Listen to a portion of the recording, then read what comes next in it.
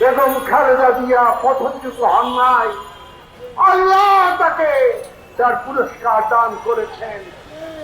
এই অন্তর্বর্তীকালীন সরকার গ্যাসের মূল্য বৃদ্ধি করার পায়তারা করছে।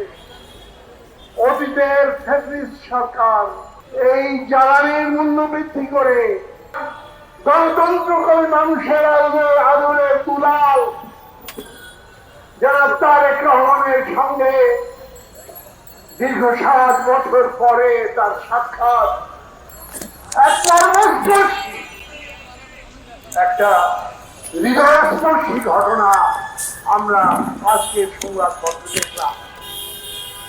বন্ধুগণ, একটু আগে আমাদের একজন বক্তা বলে গেলেন যে শত অন্যায়, অত্যাচার, অবিচার সহ্য করেও বেগম খালেদা জিয়া পথচ্যুত হন নাই, আল্লাহ তাকে তার পুরস্কার দান করেছেন।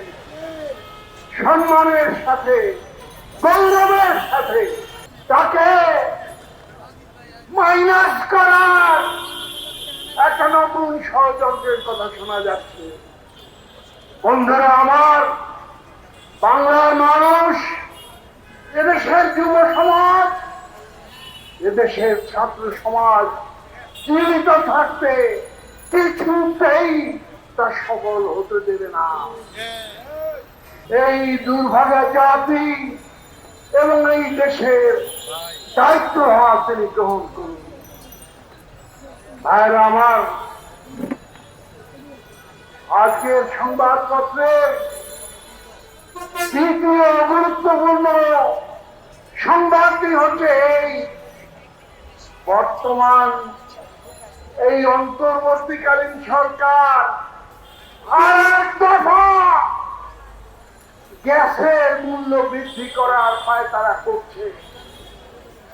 এই বাংলার আমাদের প্রিয় মাতৃভূমি শিল্প, কল কারখানা ধ্বংস করে দেওয়ার জন্য বৈদেশিক ষড়যন্ত্রের শিকার হয়ে আজকে এই পায়তারায় তারা লিপ্ত হয়েছে।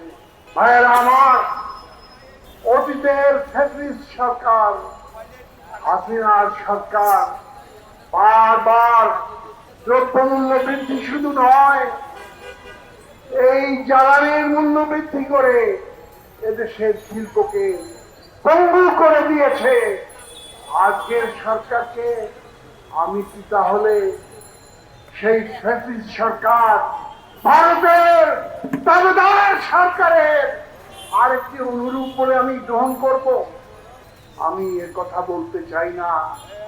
এই সরকার হাসিনার মতো ভারতের দাবেদারি করে ভারতের শিল্পের বিকাশের স্বার্থে বাংলার শিল্প বিকাশকে ব্যাহত করার জন্য এই গ্যাসের মূল্য বৃদ্ধি করার পায়তারা করছে। কিন্তু আজকের সংবাদপত্রে প্রায় সকল মহল থেকে, শিল্প কলকারখানার মালিক, শ্রমিক, সর্বমহল থেকে এই ঘটনার বিরোধিতা করা হয়েছে।